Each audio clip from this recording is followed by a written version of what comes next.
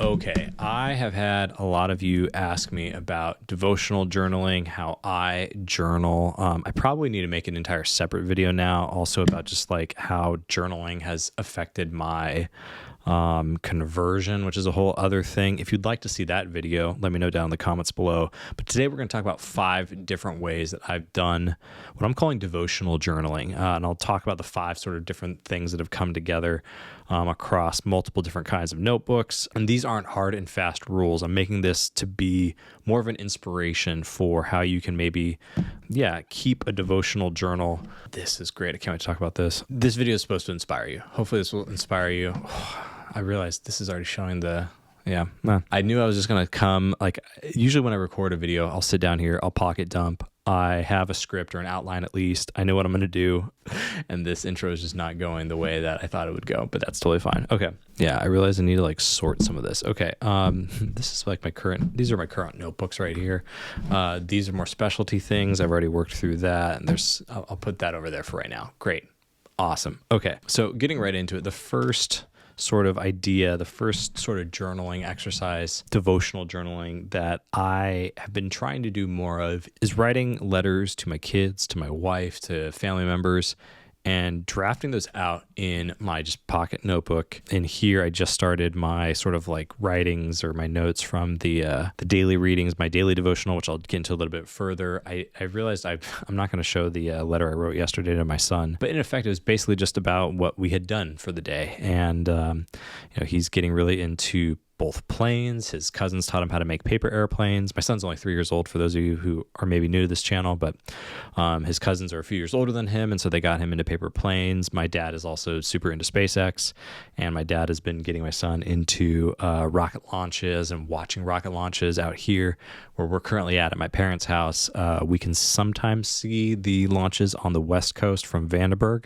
So that's pretty cool. And for me, it's just been capturing that, but then putting that in a form that I can send to my son that he can read later down the road. A couple inspirational points here is I was reading the letters of both St. Teresa Lisieux and also St. Francis de Sales. And there's been something in sort of the French culture of the saints. Some of you know, living in Idaho, we live in a former French colony, I guess.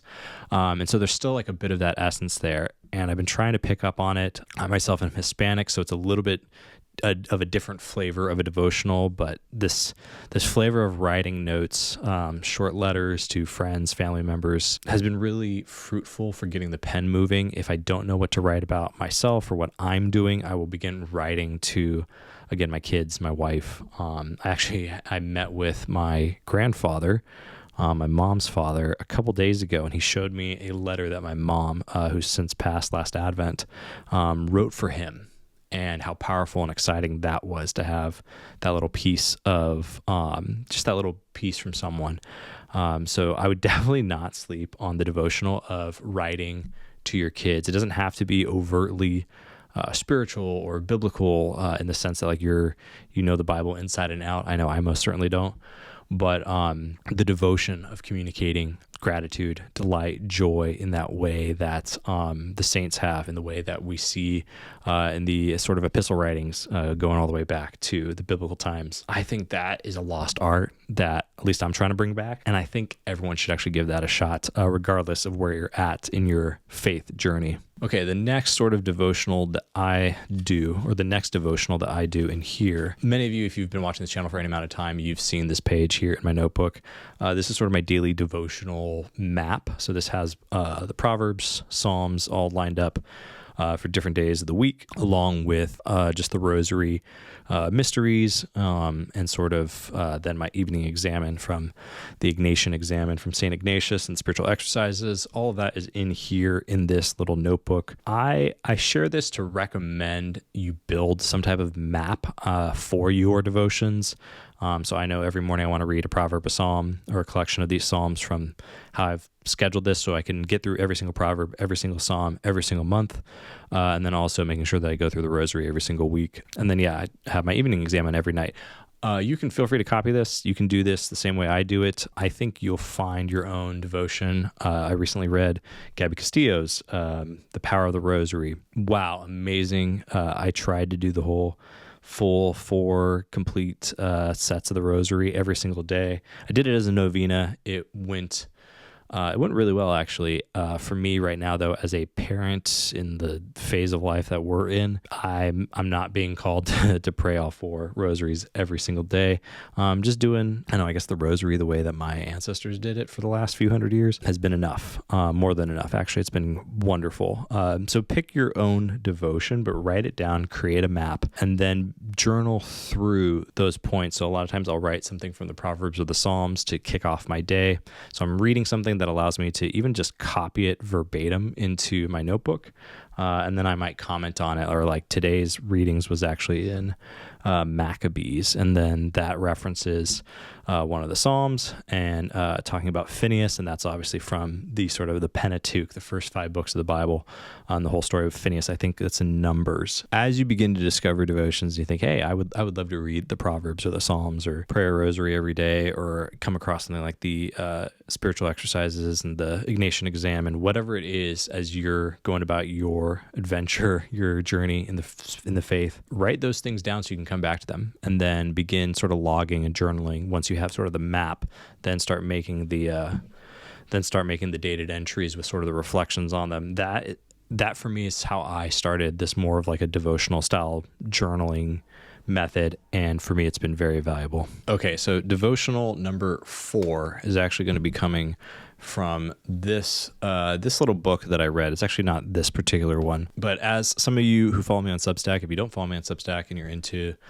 just reading more writings about the faith and meditations on the faith, things like that, that's sort of what I do over at my Substack, Siesta in the Storm, which is I had some people message me saying that they finally understood what Siesta in the Storm was named after. It's named after Jesus sleeping in the storm, because I guess I'll get into this whole thing right now because it sort of connects to the Rosary devotional, which is I think I gained a new relationship with Jesus when I realized that I was more impressed by him sleeping in the storm than him walking out on the water. Like walking on the water, I think is, there's comedians. I think there's actually a couple comedians who've recently made YouTube videos talking about, or like playing on Christ walking on the water, right? It's like a really well-known miracle. And it's almost magical, fantastical, and so rightfully so. It's a very exciting thing, I guess, to have in or to think about. But for me, I think when I sat more with that miracle of him resting in the middle of the storm, I realized that was the person who I wanted to be. Like, I don't need to be the person who goes out and walks on the water, though I understand that that's what I'm being called to do. I can more actually, for myself and my soul, be at peace with that calling. If the same person who's calling me out to go walk on the storm, walk out on the wind and the waves, is telling me also that I can sort of find rest in the chaos of life, in the storms of this world. And so that is why the Substack is called Siesta in the Storm. But as anyone who's followed me on Substack for the last year knows, I got really into Saint Josemaria Escriva, but I've been reading a lot of his works. One of his works, this is Christ is Passing By, which is a collection of some of his most famous sermons, homilies. And he has another work that's, I think, free on escriva.org. I'm pretty sure I'll link it down below. That's all about a devotional to the Rosary. And specifically, it's just every single mystery sort of headlining, not even really a chapter, but a sort of a place for that thought. And I've been starting to do this in one of my other notebooks, which is just writing down what comes to me when I'm meditating on that mystery, and starting to build this sort of a commonplace book where like all 20 of the mysteries have their own commonplace from the sort of 4 different sets of mysteries. And just every time you're praying, especially when you're in a place where you can have that contemplative time to then take some notes and reflect on each decade as you're spending time in that mystery, that for me has been a really eye-opening devotional. I didn't think, I guess when I started praying the Rosary more frequently, maybe 4 years ago now, I was more praying it as like a consolation and like seeking solace with my mom's health and my mom passing. I did not expect it to be a like place of theological education for me, because it felt almost too simple. Like a lot of my family on my mom's side, like coming from Mexico, like they were not theologians. They were not, people who had any secondary education or higher education for that matter, but they were very well refined in their, just in their faith. They just had this like firmness and resolve in their faith that I always admired. And now I'm realizing that a devotion like the Rosary is one of those things that can be a path, a source to some of those deeper truths. And so that's something I've been exploring, and I've been finding it very helpful to read Rosary devotionals. Josemaria Escriva's was very good. If you know of any good Rosary devotionals, let us all know down in the comments below as well. But sort of that Commonplace book, Rosary devotional style, where you just give yourself a page, and every single page has a mystery that you're reflecting on and building out those scenes. For me, one of the most profound that, again, is not in any of the notebooks I have here because I'm traveling, but was spending time in the sorrowful mysteries. I would actually try to avoid the sorrowful mysteries when I first started praying the Rosary, because I was like, I don't want to like sit with these. These are so heavy. And then one of those scenes, just sitting with the scourging at the pillar, was really profound for me, because I realized in my sin, and this is true of all of us, right? When we go behind God's back, or we think we can go behind his back, when we turn to God, the first thing we see then is what we've done to him there at the scourging at the pillar. And that scene became very vivid for me after so many years of praying that Rosary. Maybe it's vivid for you if you're already just jumping in. I don't know. That's the great thing about the Rosary and these types of devotions, is everyone's kind of all over the place, and it's fun to just come across other travelers, pilgrims on this journey, and just see where everyone's at. But for me, that was one of those things that I wouldn't have gotten to had I not developed sort of that scene and thinking about myself in that moment, sort of Lectio Divina, and really thinking about that scourging of the pillar. And now every time I pray through the sorrowful mysteries, like I can sort of sit there in that courtyard, on the sort of the day of Passion, and turn to Jesus and look at that moment and go, wow, that's far more impactful than it's ever been in my life. So keep a Rosary devotional journal, especially if you have a devotion already to the Rosary. But even if you don't have a devotion to the Rosary, if you're not praying the Rosary, I think pairing it with a notebook and just taking notes every time you pray your Rosary can be really fruitful. Okay, devotion number 4, devotion quattro here. Let me see if I can actually pull this up here. I know, because a couple of my friends have told me they've like zoomed in on some of these, because people are nosy, I guess, and want to read my journal. Everyone wants to read everyone else's journals, let's face it. But this has nothing to do necessarily with what I'm going to talk about. Again, because I don't have all my notebooks here, despite having a few different notebooks here. This is a little travel notebook that I've been writing in because we've just been doing so much travel with my daughter's health and family stuff and everything. But I think keeping a travel journal, or like a devotional journal around getting out, going into nature and noticing things. I was just in the city this morning. I went into, I guess, town to go get some pan dulce for breakfast this morning, and it just felt like I just feel like something that should have only taken 20 minutes took an hour, because there were just so many people and there was so much traffic. And I guess I was going out right before rush hour, not necessarily in rush hour, but maybe I kind of overlapped a little bit with it. I was like, wow, there are so many people here, and this is so overwhelming, especially now that we've retreated even further from Southern California, where a lot of this is just a metropolis. So getting out and keeping a journal, specifically around nature. A lot of you know I'm very much into Walden and Thoreau and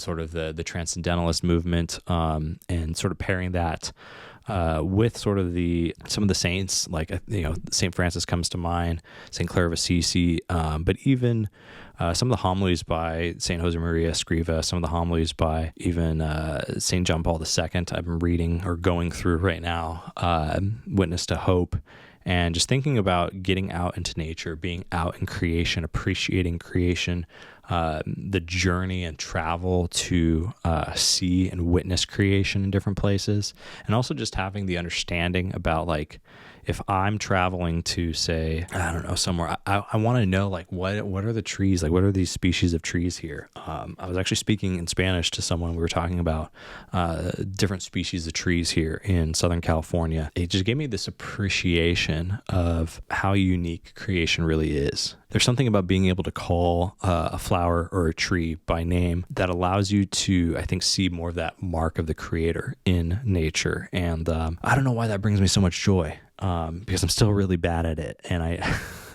one of the other things I've been doing in my sort of more nature log back home in Idaho is I'm trying to catalog not only like all the species of trees in our area, but also like just some of the natural flora and fauna, and really be on a first name basis with the world around me. I feel like that's a lost art, and it's actually surprisingly something really hard to like do with modern tools like AI and whatever. Like, yes, you can like hold your camera up and like look at something, but the amount of times that I've actually seen that be wrong is concerning, especially when it comes to plants and things that might be dangerous, poisonous, whatever. So it takes some study, it takes some practice, but to get on a first name basis with the world around you is actually, I think, a really beautiful and delightful thing that will deepen your faith and hopefully love and appreciation of your Creator. Okay, finally, I guess I should close this notebook. I've hinted at the fact that this notebook here has become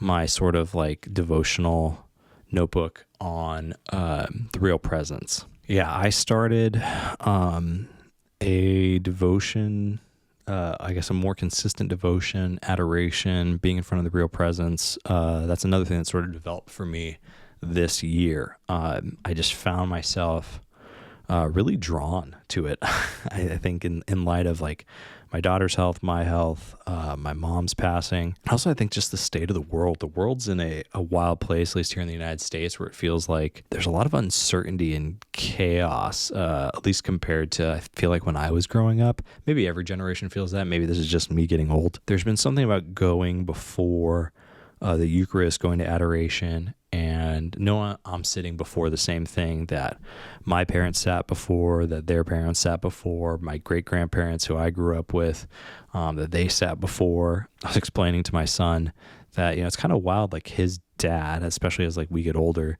like he's gonna be like, my dad was born in the 1900s. And then even crazier is like, I grew up with my great-grandfather, or one of my great-grandfathers, who was born in the 1800s, or at least he passed when I was a kid, but it's like, I have pictures with him and he was born in the 1800s. Thinking about that lineage and that legacy of, okay, I have this devotion now, and for hundreds of years, our families had this devotion. And then there really is something about sitting, not just praying. I think obviously prayer is the first thing that at least I feel drawn to when I'm at adoration. But then there comes a moment, maybe it's my knees just giving out, again, getting older, but moving off the kneeler, just kind of sitting in the pew, and then taking this little notebook here, which just always feels at home. This is my Paper Republic. Always feels at home in the pew. It's just a good natural material, this leather, and just really nice fine paper stock here. And I'll just start writing things that I never, like, I'm like, where is this coming from? And obviously it's not.